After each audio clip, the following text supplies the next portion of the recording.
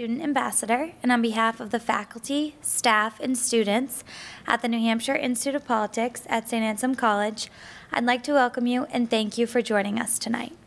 The Institute's mission is to educate, engage, and empower citizens of all ages to actively participate in the civic and political life of their communities and strengthen democracy. The Institute is nonpartisan and does not endorse political issues or candidates. Before we begin, I would like to remind you all to please turn off your cell phones or any other device that may make noise. And following tonight's remarks, there will be a brief question and answer period, and the microphones will be located on either side of the aisles, and you can line up behind them when it is time to ask questions. Tonight, we are very pleased to welcome Speaker, Republican strategist Ana Navarro. She has worked as the national co-chair for John McCain's Hispanic Advisory Council and as a speaking surrogate during the 2008 presidential campaigns. In 2012, she served as the national Hispanic co-chair for Governor John Huntsman's campaign. Regularly appearing as a political contributor for CNN, CNN Espanol, and CNN.com, she discusses both political issues and current affairs on a variety of media platforms, including NBC's Meet the Press. No stranger to political institutes, Navarro is currently a fall semester fellow at the Institute of Politics at Harvard's Kennedy School of Government. So please join me in welcoming Ana Navarro.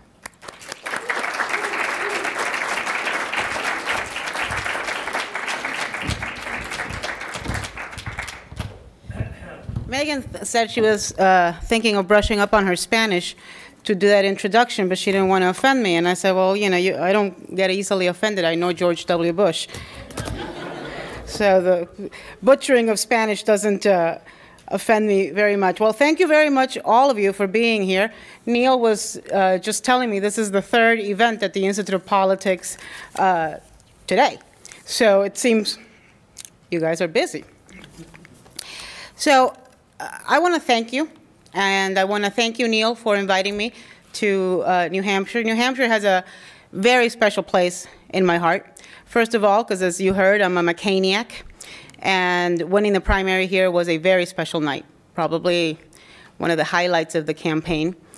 Second of all, because I happen to love your Republican National Committee man, Steve Dupree, who has the coolest socks of any Republican committee man in the country. And third of all, because I think you guys have the coolest, baddest state slogan in the entire nation. I thought we'd have a conversation today about where the Republican Party is. And I'm not here to give you a history lesson and to show you PowerPoints and give you statistics. You guys are in New Hampshire. This is the birthplace of politics. You know all of that. What I want to do is talk big pictures and my impressions, my perceptions. The party is in flux. We are reeling from 2 consecutive losses. We have lost 2 quests for the White House. The GOP has become the party of the gap. We have a gap with women voters. We have a gap with Latino voters. We have a gap with Asian voters. We have a gap with gay voters. We have a gap with young voters. We have so many gaps, frankly, the clothing company should sue us for trademark infringement. Despite the undeniable election results, there are 2 schools of thought in the GOP. There seem to be 2 schools of thought on practically every issue today in the GOP. But as it comes to elections and how to win elections, one group thinks that what Republicans need to do is get more of the base out. Another group that I belong to thinks that what we have to do is grow the base. We can't just rely on traditional Republican voters. And what I believe is that old, straight, white, male voters just ain't what they used to be. And don't get me wrong, I love old, straight, white males. I'm married to one. I'm friends with some. I've even voted for several. But they're just not winning elections these days, and that is a reality. The demographic trends are just not swinging in their favor. Demography matters in politics. That's what Jeb Bush said yesterday in New York when I was with him. Mitt Romney got 27% of the Latino vote. The percentage of Latino voters is increasing, and the percentage of white voters is decreasing. And I know that can be a little scary to some people, so Let me give you the good news and bad news. The bad news is we have you surrounded. The good news is we come in peace. It will be very hard for any candidate to get into the White House without a decent showing of Latino vote. And no, 27% is not a decent showing. Republicans not only have to stop losing the minority vote, we have to win back some of it if we ever expect to go inside the White House. And I've been inside the White House. The inside of the White House is a lot nicer than the outside of the White House. Republicans not only have to motivate the base, we have to grow the base. Republicans need to make the tent bigger, or we will soon find ourselves standing under an umbrella. I am a woman, I'm an immigrant, I'm Hispanic. I don't qualify for AARP membership yet. And I am a Republican. Sadly, I'm an endangered species right now. And I often get asked, how can you possibly be a Republican? Why are you a Republican? The explanation lies in my personal history. My family story is what shaped my political views. I came here in 1980. I was born in Nicaragua. There was a communist revolution. The Sandinistas came to power in 1979. After a 3-year bloody civil war. It turned out the Sandinistas were also comunistas. By the way, I don't know if you noticed, but there's like a Sandinista who just got elected mayor in New York. And they quickly went about instituting communism in our little country. My parents were not fans of repression or censorship or redistribution of wealth. And at that point, they made the decision of getting out of Nicaragua. My father stayed behind. He became a Contra, a Nicaraguan freedom fighter. And when your father is a guerrilla fighter struggling to bring freedom back to your country, you realize at an early age that politics matters. Election results matter. Being a bystander is not an option. Being involved is what you must do. I became a Republican the night I heard Ronald Reagan addressing Congress trying to win support for aid to the Nicaraguan freedom fighters. When you're in exile, a political refugee, when your dad is risking his life fighting for freedom, and you hear the President of the United States of America at a State of the Union address support and defend the right of your home country to be free, that pretty much seals the deal about what party you're going to belong to for the rest of your life. That's why I became a Republican before I even knew what one was. I've stayed a Republican because I believe in smaller government. I believe in entrepreneurship. I believe in American exceptionalism. I believe in a strong America internationally. I have remained a Republican as well because I live in Miami. I've lived in Miami for 33 years. And there I'm represented by folks like Jeb Bush, like Senator Connie Mack, like Ileana Ros-Lehtinen, like the Diaz-Balarts. Is there a Jeb Bush or an Ileana Ros-Lehtinen fan in the... Were you an intern? No, but I met her a few times in DC. She's, if any of the students here want internships, she's the best at that. And the Republicans in Florida, especially South Florida, understand that if you want to win, you've got to embrace diversity. You've got to understand it, and you've got to represent it. And let me say this, I'm a proud Republican. No qualifiers, no labels, no subcategories. I don't want to be called a Tea Party Republican, a conservative Republican, a moderate Republican, a wacko bird Republican, a moss-covered Republican, a libertarian, a vegetarian, a humanitarian, or a Rastafarian. I don't want to be told by my party, by people in my party who have appointed themselves the Republican Purity Police, that I don't belong. I don't want to be called a rhino. Actually, I've changed my mind on that. Go ahead and call me a rhino, because for me, that stands for Republican that's inclusive, not obstructionist. I just want to be a Republican, and I want to focus on the things that we agree on as a party, not the things we disagree on. I don't want to wage primary fights against Republicans that can win in their individual districts and states. Call me crazy, but I'd rather use our resources and our energy in beating Democrats, not other Republicans. Mike Lee can win in Utah, but he probably could not win in New Hampshire. Chris Christie can win in New Jersey, but he would have a very hard time winning in Alabama. And I don't care how many times or how hard Ted Cruz can hug Barack Obama, I don't think he could win the majority of the Latino vote, the majority of the women vote, a fourth of the black vote in a blue state like New Jersey. I want to win elections. That requires fielding candidates that can win. Fielding candidates that fit the population needs priorities of the places where they are running. A winning Republican candidate with whom I agree part of the time is a hell of a lot better than a losing Republican candidate with whom I agree all of the time. And because this is New Hampshire, I want to make an aside here.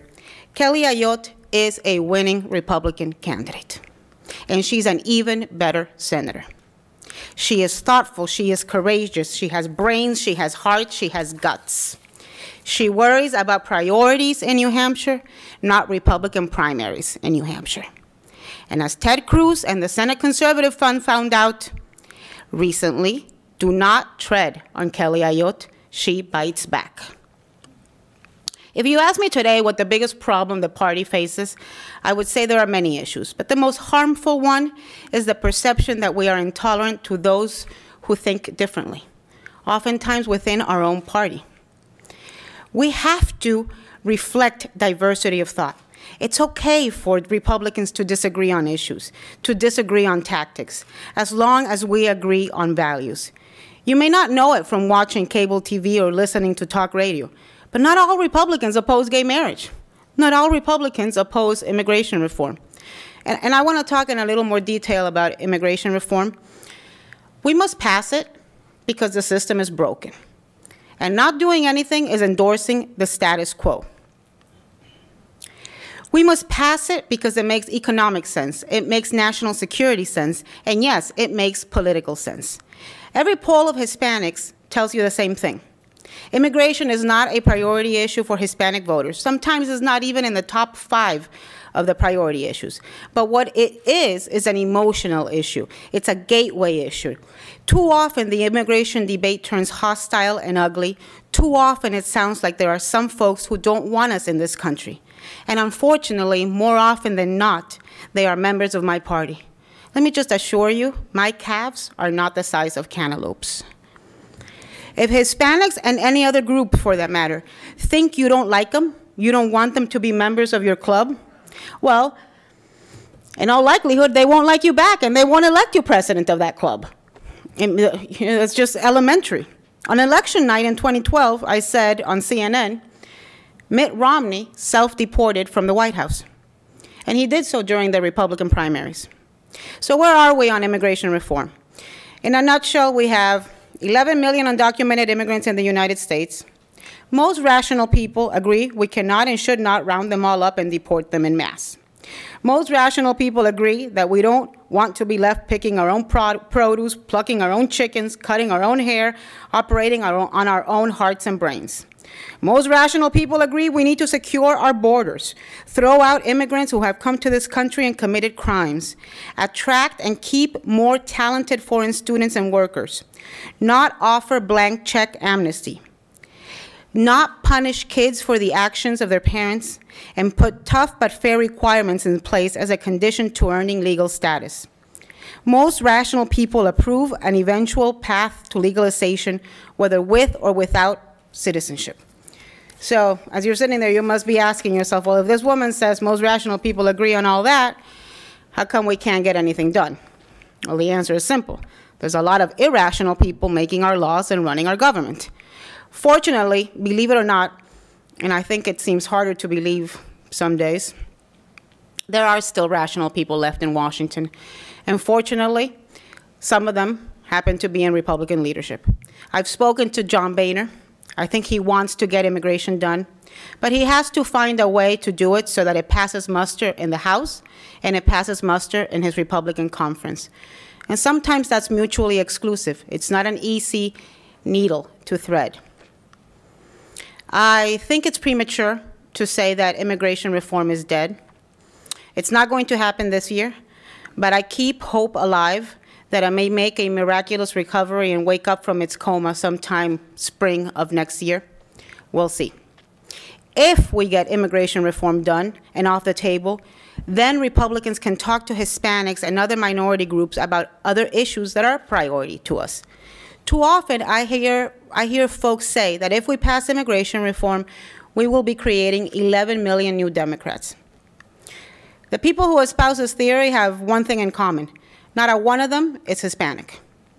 There are other things. Hispanics know and understand that we are not one big monolithic blob.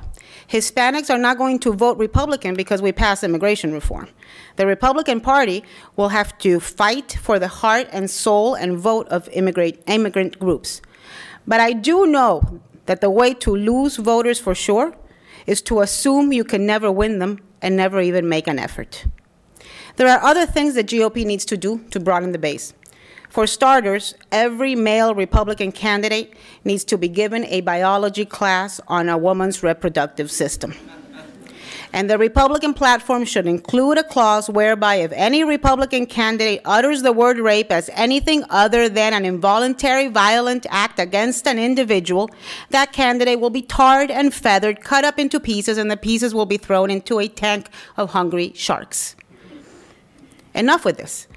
Part of the reason this happens is because there are not enough women elected as Republicans. If there were, I have to believe it would make a difference in how all Republicans would talk to, talk with, and talk about women. It's time for the temperate voices in the party to make themselves heard again. If one elected Republican says something stupid, something offensive, there should be 10 elected Republicans immediately repudiating the statements and making clear they are not representative of the entire party. We can't just be lukewarm about it. It's not just okay to say, that's not the language I would have used. We have to call stupid, stupid. We have to change our tone on so many issues, not just women's issues, and this also includes issues like gay rights. And we have begun to change on gay rights. A few days ago, the Senate voted on ENDA, a bill ending discrimination based on sexual orientation and gender identity. It passed with 10 Republican votes. 50% of Republicans under 44, and I'm one of them, support marriage equality. I support gay marriage because I think it's consistent with Republican values. If we are the party of personal freedom, that includes the freedom to marry whomever you want. If we are the party of states' rights, that means we have to respect states like New Hampshire who choose to give their citizens, their gay citizens, the right to marry. If we are the party that wants less abortions and more adoptions, then we can't stand in the way of a loving gay couple who wants to adopt a child who's in the custody of the state.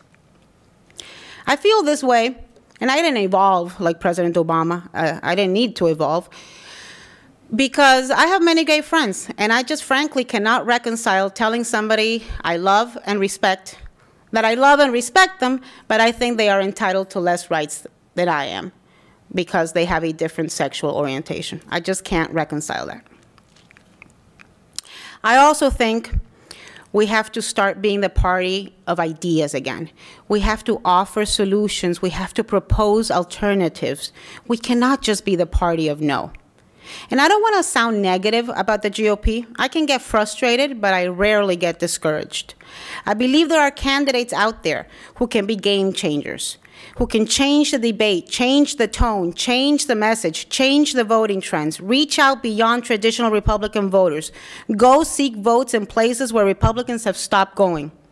Chris Christie did it in a blue state. Jeb Bush did it in a purple state. Susana Martinez, Brian Sandoval are doing it in swing states. This is not mission impossible, but we've got to want to do it. We've got to work towards doing it. We can't just think about doing it. The Democrats were stuck in a similar rut from Carter until about 1992 when Clinton came along. He brought energy, ideas, and a positive outlook. He told us not to stop thinking about tomorrow. It took Democrats 3 elections to get their groove back, 12 years of painful losses and being out in the wilderness, for them to get past internal differences and find a candidate they could unite behind. I'm hoping it takes us 8 years and just 2 losses. So with that positive note, I would like to open it up to questions.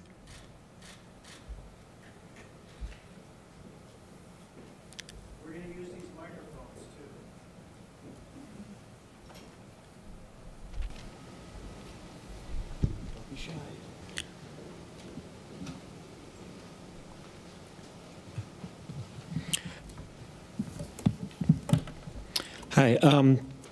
One criticism I've been hearing about why you're seeing so many candidates who can't reach across the aisle or can't appeal outside their own demographics is because of gerrymandering. You have all these ultra-safe, crazily drawn districts, and so you don't need to be a more inclusive candidate to win. Do you, A, agree with that? And if so, do you think the Republican Party should get behind initiatives to have more, nonpartisanly drawn districts or more saner ways to draw our congressional and other districts? Yes, I agree with that. I think gerrymandering has a lot to do where we are right now, and that's not just a problem for Republicans, it's also a problem for Democrats. It's just become more visible for Republicans lately. There's going to be some states where Republicans get behind initiatives. There's going to be some states where they don't, because frankly, all politics is local and people like safe districts. So it's a hard argument to make. I think the courts are going to decide in some cases, in some states. But I also think we have to look for candidates who are big thinkers, not just small thinkers, who can think about the greater good, not just their own good. And that, frankly, happens in primaries. So I think primaries are where a lot of the big problems are happening, but definitely gerrymandering is a contributing factor to these problems, amongst many others. I think, cable TV that I'm a part of is a contributing factor. It's become a very polarizing force in American politics. I'm not sure what comes first, the chicken or the egg, the polarizing cable TV or the polarizing politics. But I do know that too often what we see, particularly from Republicans on TV, is Republicans that say crazy, colorful things because they are quotable and it turns into further press. And so, I've had times, for example, where I was maybe booked on a Sunday show, or I was booked on a Sunday show, and it was the week of the decision, the Supreme Court decision on gay marriage, and I got a call from a TV booker about Friday asking me where I was on gay marriage. I said, well, I'm supportive of gay marriage. She called me back 15 minutes later and said, we're going to go in another direction. We want somebody that is against it so that person can get into a fight with Hillary Rosen in this case. And that's what makes ratings. So we all complain as viewers that we don't like the polarization, but that's what we watch. So, I think that we have the power to change it. We just have to realize we have that power and we have to do it. Hi. So you talked a little bit earlier about how there's all these divisions of the Republican Party, of the Tea Party, and the moderates and the radicals and everything. So do you ever, and then you later talked about how some of the changes you'd like to see happen in the Republican Party to bring more electorate in. Are you ever worried that bringing those changes in is going to create a more is going to divide us more as a Republican Party than to unify us and bring in more voters? I almost have a hard time imagining that we could be any more divided than we are now. I shouldn't say that because I shouldn't say that. But no, I don't think it could. I don't think broadening the base could divide us more, because I think broadening the base can win elections. And it's a funny thing about winning elections. They're really therapeutic when it comes to healing divisions and frictions. I also look. We're gonna endure this growing pains, healthy debate, insanity, whatever you want to term it. We're gonna have to endure it for the next year and a half, 2 years, until we have a nominee that sets a tone. I hope it's a nominee that sets a tone of uniting us and uniting the country behind Republican ideas. I hope it's a nominee that believes in the power of persuasion, not in the power of anger. So I think this is something that we're going to have to, frankly, plow through. But I just I don't see how getting more people in is more divisive. I think getting people out is divisive. I don't think we have the luxury. Some people talk about, well, should the Tea Party break away from the Republican Party, or should so-and-so break away? Well, we're not winning elections as it is. So I don't, to me, the winning formula towards winning elections isn't becoming two smaller parties, it's building a bigger party.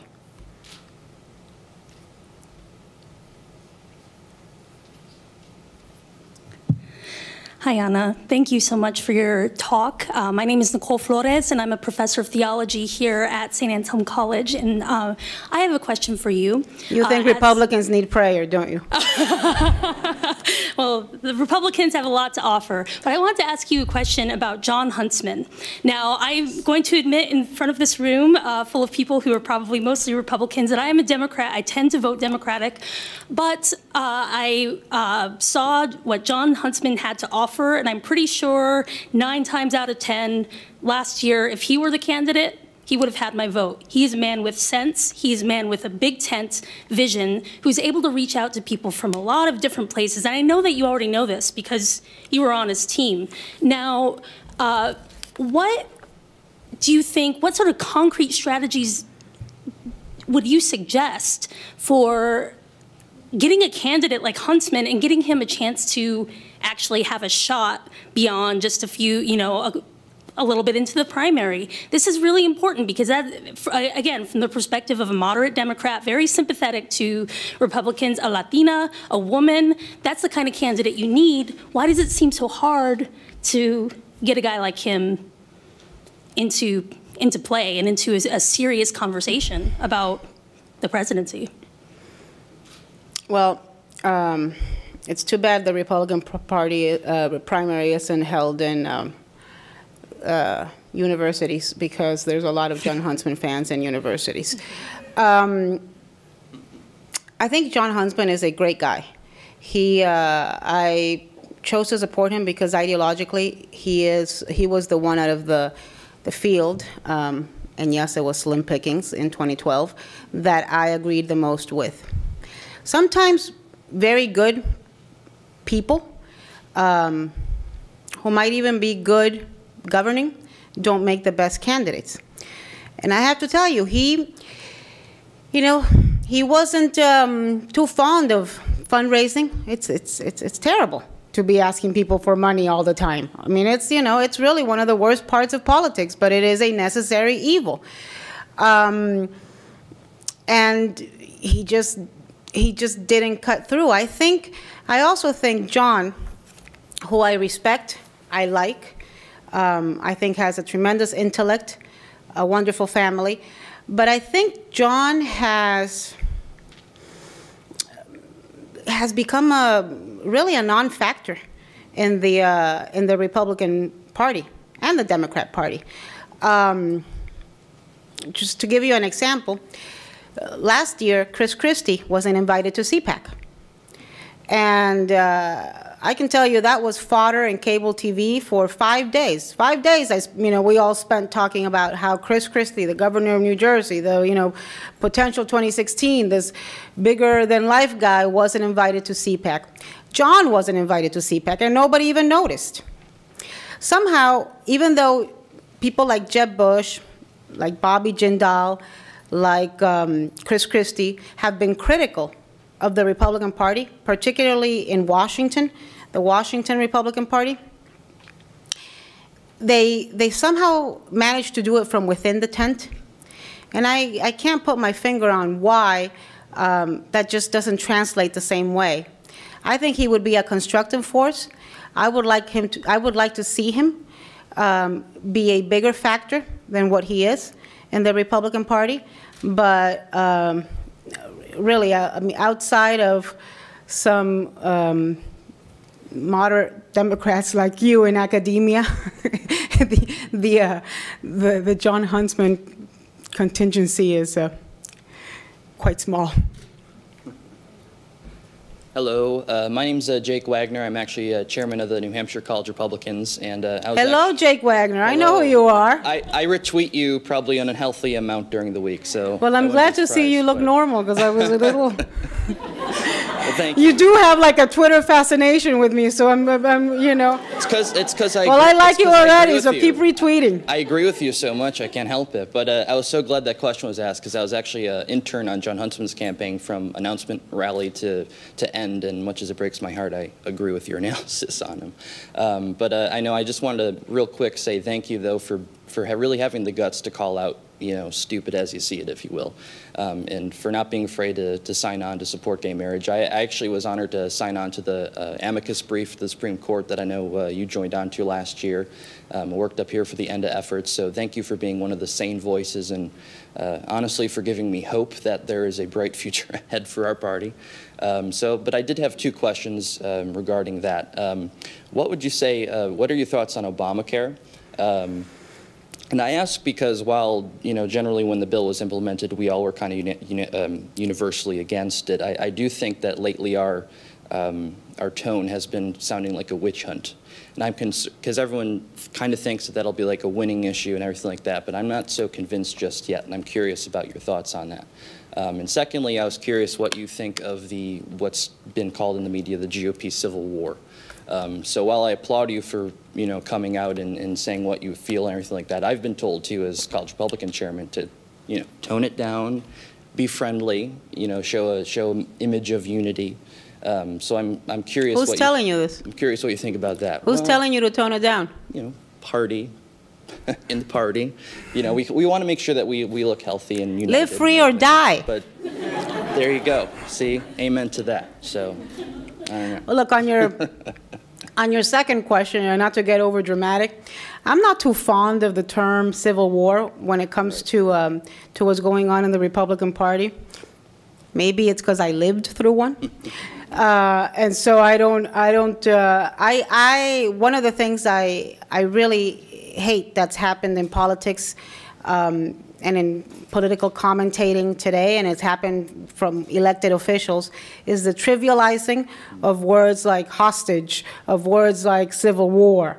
I just, you know, to me those things mean something, and I think we have to make an effort to tone down and be more temperate voices and use more rational qualifiers and more rational words to describe what's going on, because that's part of the problem. So I don't see it as a civil war. I see it as what happens when a party is out of power and there isn't one unifying voice. Like if I ask you guys right now, you knitting over there, who is the leader of the Republican Party today?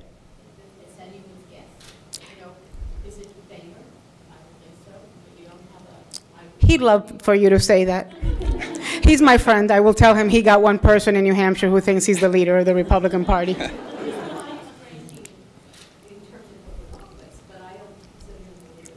Who do you think is the leader of the party? Well, it isn't John Boehner. I mean, he has no control over his caucus. I mean, you look at, even in the Senate, you look at Ted Cruz.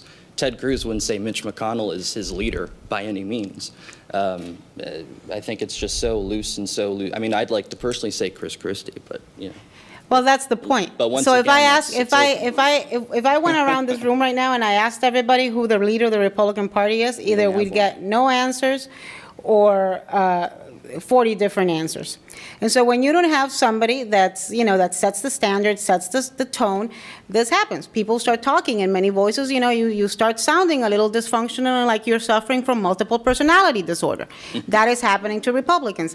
It doesn't happen to Democrats because they have a president in the White House. There is no bigger bully pulpit than the presidency.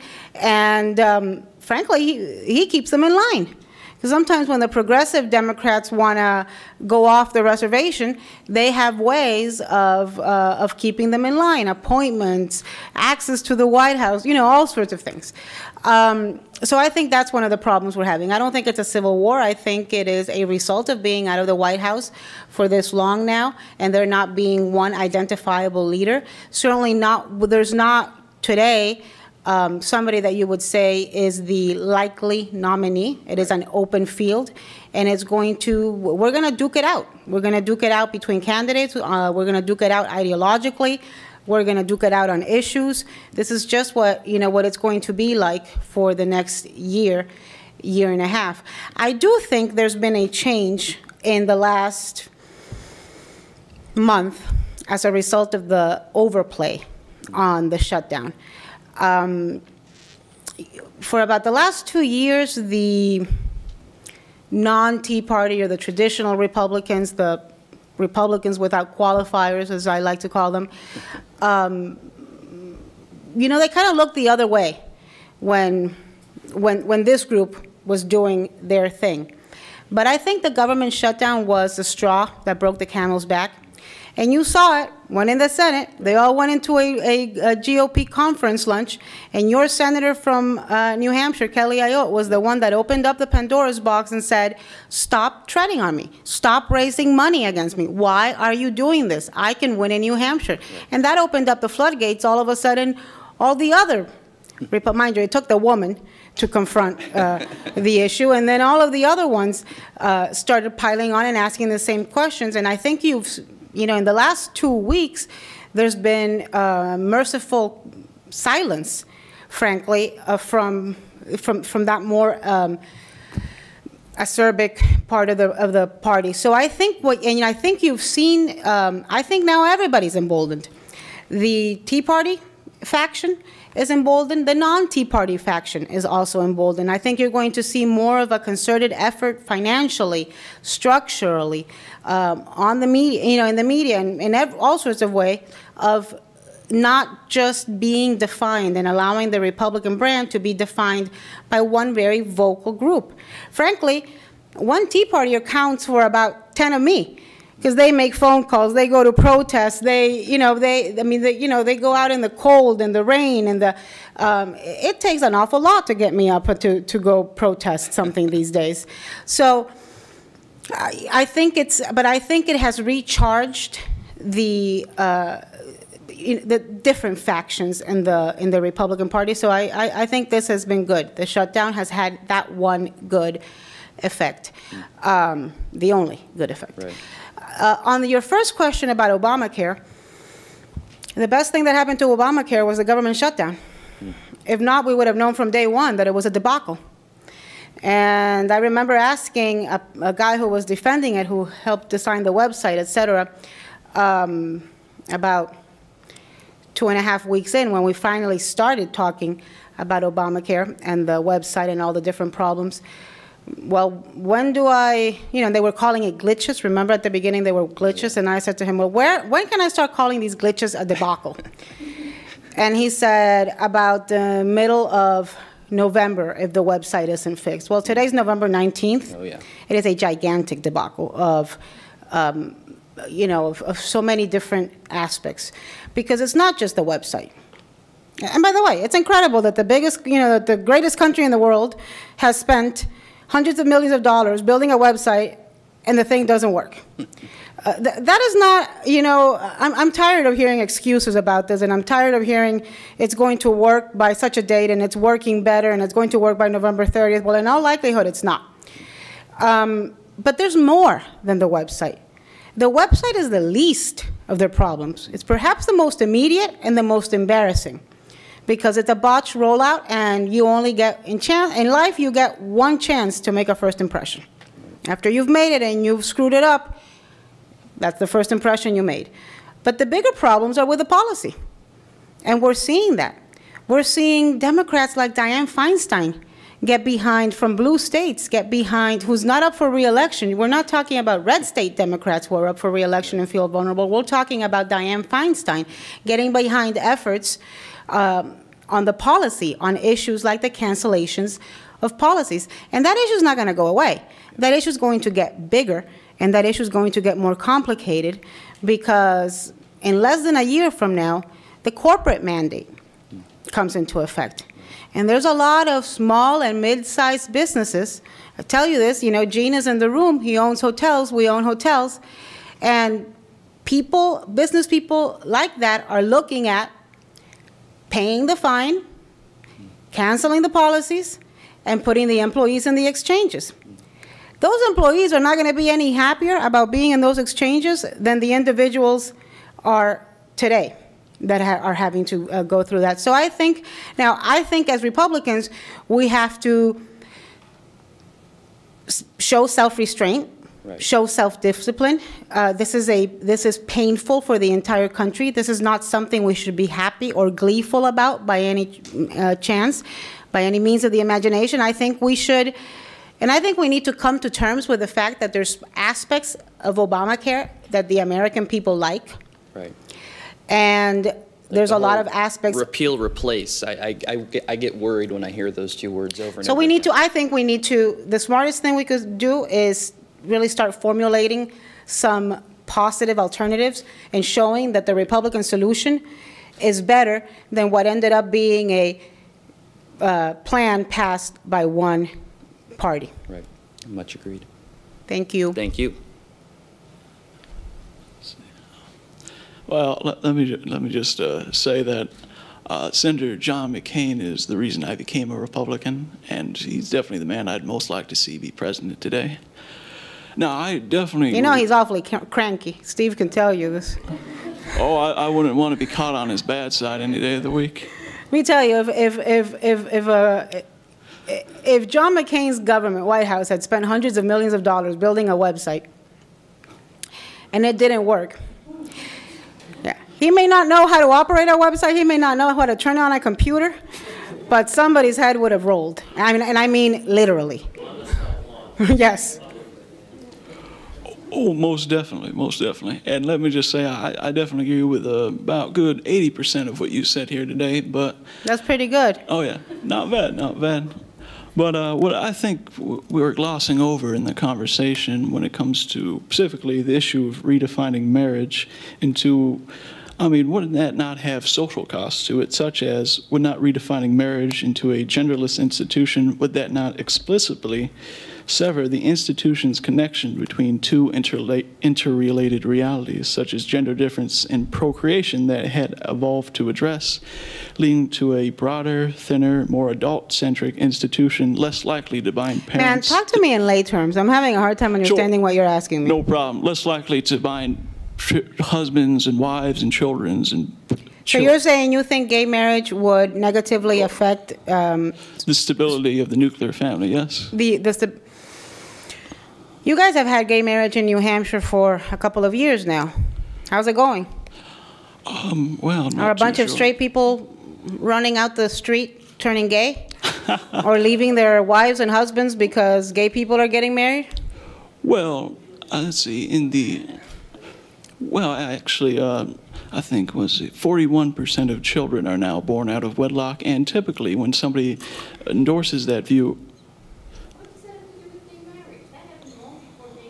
Oh, no. Typically, according to the Pew Research Center polls, when people view a redefined institution of marriage, they're also less likely to see children as being important to marriage. The generational gap also shows up on unwed parenting as well.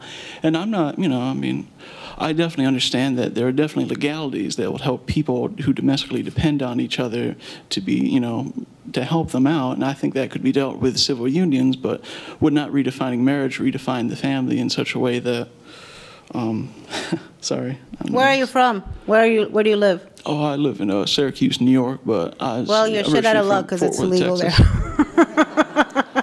You can move to Alabama. Look, I just.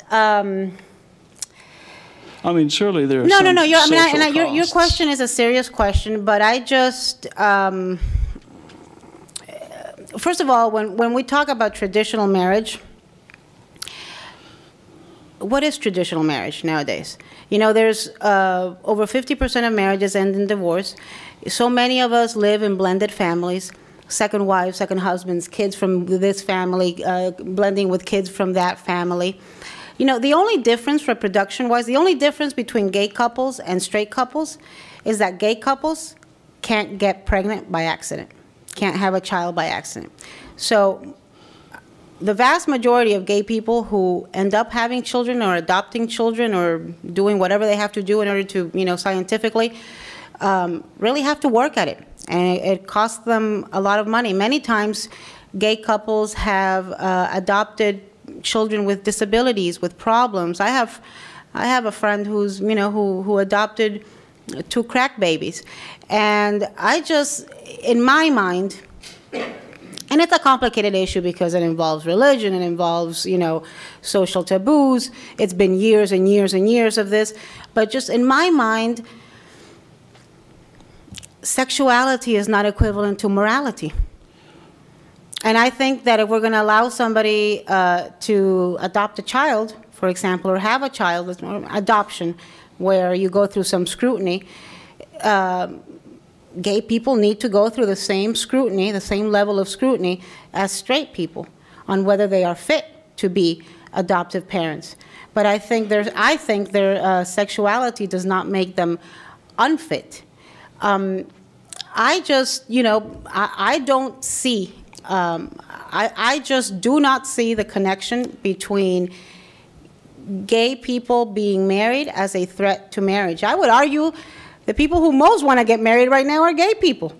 Most single people, most straight people are waiting well into their 30s and even 40s to get married, have children if they do so at all. Part of the reason we need immigration is because our fertility rate has fallen such because we're not having children at the same rate we used to. So I think, you know, we have to come to terms with the fact that traditional marriage, in quotes, is not what it used to be when June Cleaver was around. And the bottom line is this, let's be pragmatic.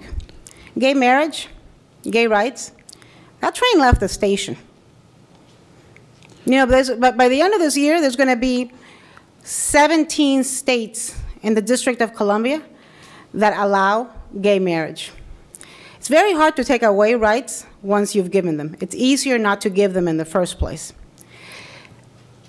And we're gonna see what it means in terms of the family and in terms of marriage and the sanctity of marriage and all of that. I agree that you can't force a religion. You certainly cannot legislate a religion to accept it. But there is, the reality today is that there is going to be probably 17 states by the end of this year.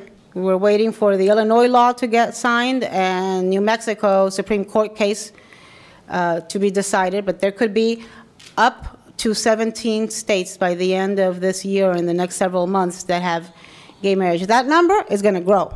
It's not going to decrease. So this debate is on the brink of becoming moot. Well, I mean, surely there are some social costs. I mean, if we look to countries such as the Netherlands or Sweden, the cohabitation rates have risen, less people are getting married, more people are putting marriage off. But is that because of gay marriage? Partly, I think so, too. In fact, it's because straight people don't want to get married.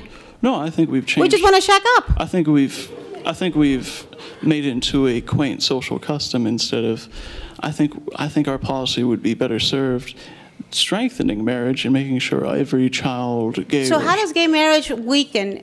How does gay marriage weaken marriage? Well, firstly, you validate by making it. Sorry, nervous. By redefining marriage and making it law, you associate with decades of discrimination. Also, oftentimes you marginalize those people that hold marriage to its strong traditional standard. For instance, churches in many of the countries in the Netherlands, in fact, United Kingdom. So what you're saying is because gay people can get married, now marriage is trivialized and it's it's not as legitimate, and therefore I'm going to be marginalized and I'm going to abstain from marriage in protest. No, I think I'm going to boycott marriage because those gays are getting married. I think that would change to what marriage is. Sorry. Give it a couple of years, you know, give it a couple of years.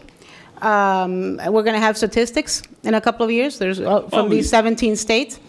If all of a sudden you see that a bunch of straight people are divorcing because of gay marriage, you know, and it becomes it's on the legal form, reason for marriage, instead of irreconcilable difference, it's going to be because I'm protesting because of gay marriage, then I will agree with you. Until then, I'm sticking to my theory. I mean, would it not dilute marriage if we regulate it as a mere social contract of... it is a social contract. If you're an atheist, what the hell is it? Can atheists not get married either? No, no, it's...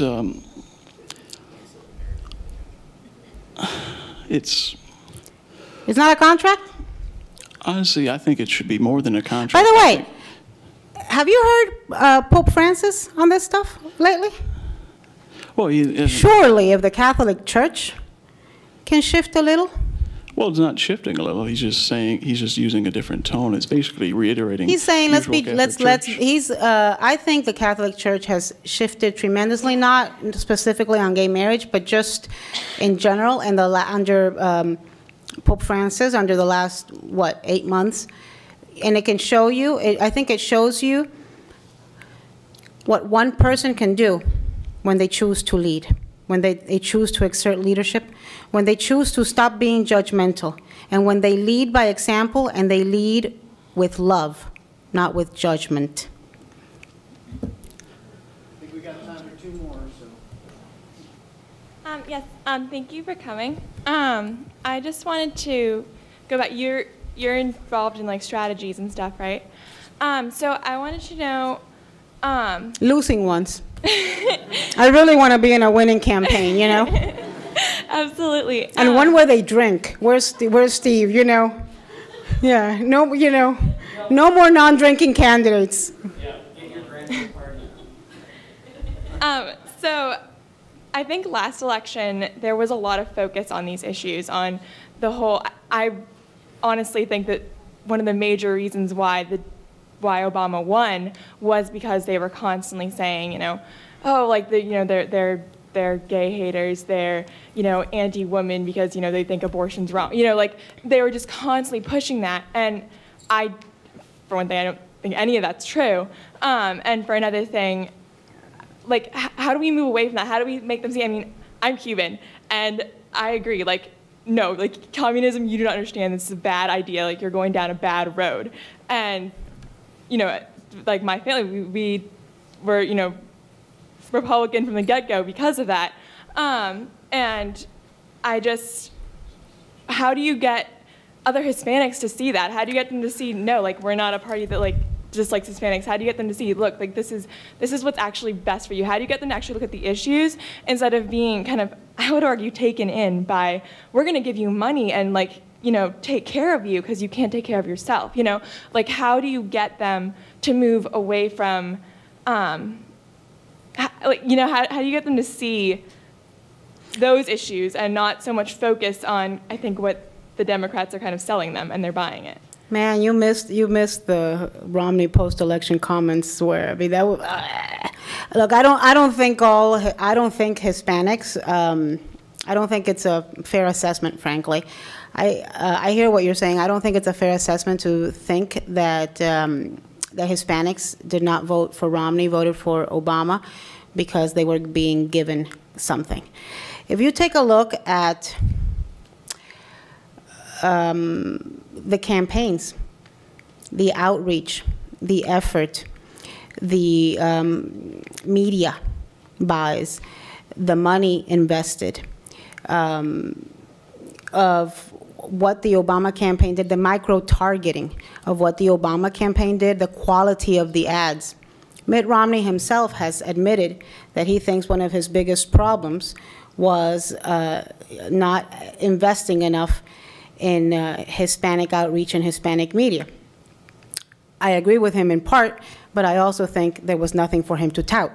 There was a point there in the 2012 election where Hispanic voters, Latino voters were very angry with Obama So he made a very specific promise on immigration. He was going to get it done in the first year, and he didn't.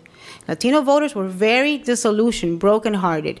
You know that for Latinos, our word is our bond, palabra de honor, word of honor, and he broke it. I mean, you can't gloss over that. And I think there were Latino voters, a lot of Latino voters, who were ready to run away from Obama, but we didn't give them anywhere to run to. Where were they going to run to? The guy who was espousing self-deportation? The guy who was hanging out with the author of the Arizona law? The guy who was, really not making any effort to win the Hispanic vote? I think that if you look at the Romney campaign, and I've stopped wanting to talk about the Romney campaign because after a lot of electroshock therapy, I've tried to forget it. But it almost seemed to me that they made a calculation that they could get a very low, they could get a 30%, 29% of the Hispanic vote and still win if they got enough of the base vote or the white vote out. And that just turned, so they pretty much ignored the Hispanic vote. Rule number one to winning votes is asking for votes, is making the case, is persuading people to be with your side, is showing people that you can relate. And, Mitt Romney had a hard time relating to white people. Imagine relating to us. I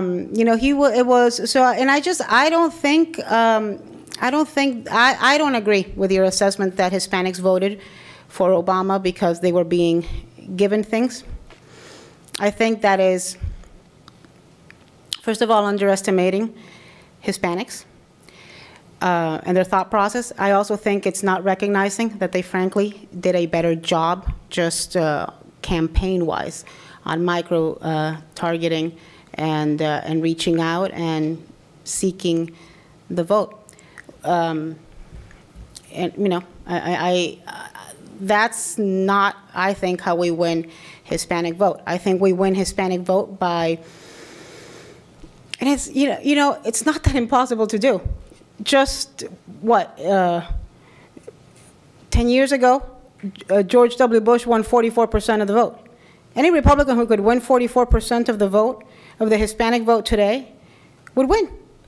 So this is not impossible to do. It just requires a candidate. Chris Christie just did it. He won 51% of the Hispanic vote in New Jersey. And, a blue state. He put money into it. He spent time in it. The last event of the campaign was in Union City, heavily Hispanic town. He worked on getting the endorsement of the Hispanic organizations and Hispanic leaders. He was at every Hispanic bakery in the state. He made it a priority. He made it a priority from day one, because Chris Christie understands that what he brings to the table is the fact that he can increase the base, that he can increase the tent, that he can get crossover voters. So he needed to prove that, and he did. He made it a priority. Mitt Romney didn't. Don't blame Hispanics. Thank you. Hello again. So my question, the final question, would be, tonight you've talked a lot about what the Republican Party needs, and that white men just are not what they used to be in terms of voting, and even you just touched on Chris Christie and what he did to appeal to the Republican Party and the Hispanic Republican vote in a state. So who do you think, in your opinion, could be the candidate to bring the Republican Party back to the White House? I'm jaded, I'm biased, he's my friend, he's our tenant. I know him, I love him, he speaks beautiful Spanish. I think the best candidate we could field, the most complete package, is Jeb Bush. Because I think he brings, basically, this election cycle, I am like a plus size men's store. I'm either going big or tall. So if the tall guy doesn't take me to the prom, I'm going with the big guy. Jeb is bicultural. He's not just bilingual. He is bicultural. We consider him a Hispanic. I think he would be a game changer when it comes to the Hispanic vote because he's been at it his entire life. This is not, nobody can say that he's pandering to the Hispanic vote. This is what he's been working on his entire time. I think he would bring a temperate voice to the debate. I think he's thoughtful. I also think he brings some international experience. He's lived abroad. He's just got a much broader international portfolio than what I think Chris Christie does. I don't know what his is. And if Hillary is the candidate, I think that that's going to matter. Even though I'm one of those, I don't think Hillary's going to be the candidate, but I seem to be in the minority. So I think Jeb Bush would be the best candidate to change it. The question is, I'm looking at that picture of George W. Bush. The people always say, well, I don't want another Bush. It's funny because some of the people who've told me that, then think it's terrific when Piers Morgan asks Bill Clinton who would make a better president, your wife or your daughter. Okay. I think the Bush name is, the Bush brand is rehabilitating, has rehabilitated, and will continue to rehabilitate for several reasons. First of all, because George W. doesn't get involved in politics. He will not be dragged into any political controversial issue, no matter what. Anytime you hear or see the guy, he's helping a wounded warrior or he's helping some child with malaria in Africa.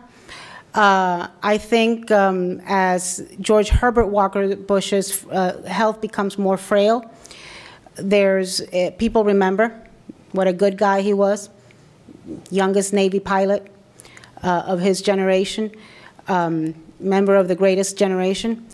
And I think, there's going to be issues with it. There's certainly going to be issues with it. People are going to ask, should we have 3 of the same family in the White House?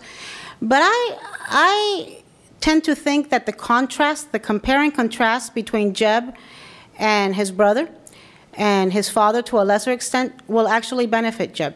A lot of people don't know Jeb Bush, and so when you hear Jeb Bush, his level of thoughtfulness, of intellect, of substance, seriousness, I tend to be quite impressed. I was with him last night at the 92nd Street Y, and I think he won the elderly Jewish Republican vote in Upper East Side of Manhattan. That's not going to mean much in a Republican primary. I also think, I think there's a path. I see a path for a Jeb or a Christie, and I agree with Governor Walker that a governor is a much better candidate than a senator or somebody from Congress, even though I'm a Paul Ryan fan. But the stench of dysfunction and obstructionism that emanates from Washington right now is hard to disguise and shake off. So, I think Chris Christie's record and Jeb's record would stand up to scrutiny from Republican conservatives. They may not agree with all of it, but it's hard to argue that Jeb Bush did not govern as a conservative in his 8 years in Florida. Let's begin with, he didn't raise taxes once. So I think he'd be a terrific candidate, and I think he's seriously thinking about it. I think he's intrigued by it. He's thinking about it. He's a very self-disciplined guy.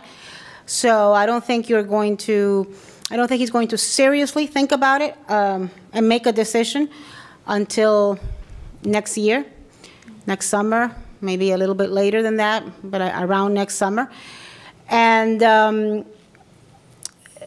I would love to see his voice in the debate, be part of it, just because I think he brings so much to the table, and because he's not going to be afraid to say what he feels he needs to say.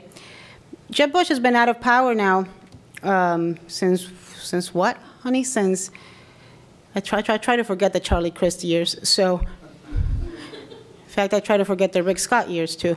But Jeb's been out of power for 7 years, and he's still relevant in the political debate. So, I would like to see him give it a shot. But I'm going big or tall. Well, thank you Thank very you. much. Thank you all. Thank you.